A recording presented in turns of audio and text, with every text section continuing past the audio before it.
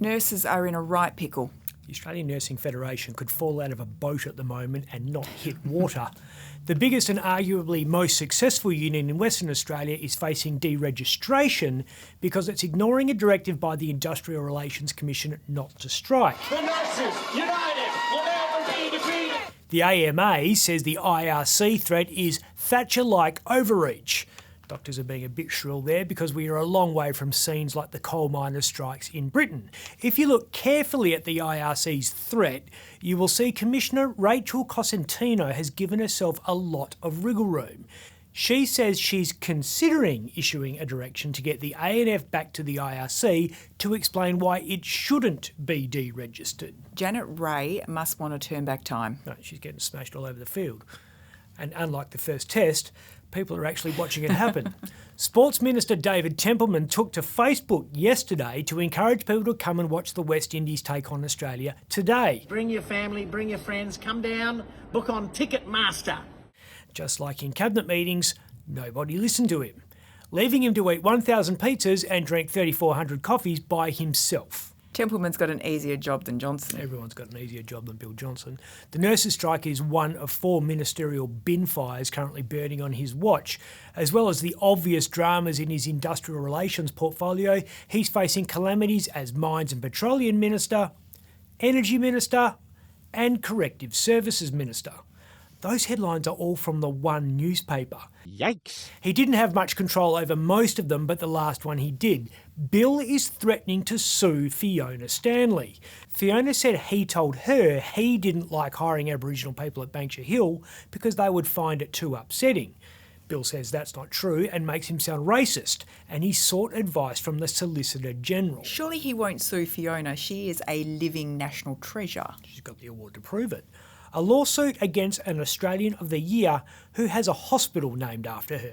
Doesn't matter if she was out of line, it will be like shooting Bambi. While Bambi's being patted by Mother Teresa. While the whole scene's narrated by David Attenborough. This magnificent creature. Sometimes you just got to know when to shut up. Politicians can't. They're like Judd Nelson in The Breakfast Club. Eat my shorts. What was that? Scott Morrison has been hit with a censure motion over actions many considered an affront to modern democracy. Take me to the April sun in Cuba. He's been formally reprimanded by federal parliament for secretly signing on as co-minister to a bunch of portfolios during the pandemic. And despite clearly up and despite the censure motion passing 86 to 50, he wasn't taking the punishment quietly. You through? Not even close, bud. Maybe Gina can buy Bill and ScoMo some PR advice. She can buy anything she wants at the moment. $2,300,000,000 payday. That's 2, then 3, then 8 zeros. Wow. The cheque comes courtesy of her company Hancock Prospecting, which amongst other things owns 70% of the Roy Hill iron ore mine. Reckon Netball Australia isn't ruining the day they knocked her back now. Big mistake. Big.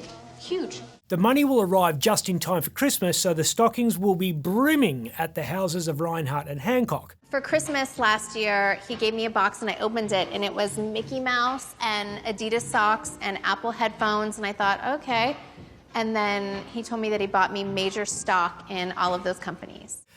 Although Jana isn't known for being indulgently generous with the kids. You got me a cola drink? And a lemon lime. It is an incomprehensible amount of money. American Congresswoman Alexandria Ocasio-Cortez coined the expression, every billionaire is a policy failure. But if we didn't have people like Gina building stuff, we'd all be broke, as the resources sector keeps reminding us. Well, that reminds me, the Bikie doco. 6th and final episode of the Bikie Code true crime documentary has been released. It means you can binge the whole series if that's something you'd want to do. This episode brings everything together, explains the 5 pieces of new evidence that could end up freeing a man who's 20 years into a life sentence. And one of those bits of evidence is a bombshell. Genuine one. A taped confession by a woman who claims she knows who really killed Walpole drifter Anthony Tapley back in 2001. And... spoiler alert. It wasn't the guy convicted of his murder. Lawyers for Gypsy Joker associate Gary White, who's in Casuarina prison for shooting Tapley, are finalising their appeal, and it's going to be lodged in the next few months. Good time to be an underworld lawyer. That's what John Quigley reckons. WA's ever-entertaining Attorney-General is watching bikie gangs very closely as they amass a fighting fund to challenge the state's anti-gang laws. I note that in an article by that redoubtable reporter Ben Harvey from Up Late, on an article posted today, he said that the bikies have had a number of meetings. They've had a number of meetings, and what they're going to do is that they're going to challenge these laws in the High Court. Can you imagine that? In particular, John has welcome news that the OMCGs are considering forming a political party. What manna from heaven this is going to be for not only Mr Harvey but also for the police. Because to register a political party in Canberra, you've got to supply the names and addresses and contact details of 1,500 members. Of 1,500 members. This is going to keep the anti-gang squad busy for a month. Going to be good sport. I'm Ben Harvey. If anyone knows how to murder someone and get away with it, it would have been him. He was an animal. You believe Gary White is an innocent man? 100%.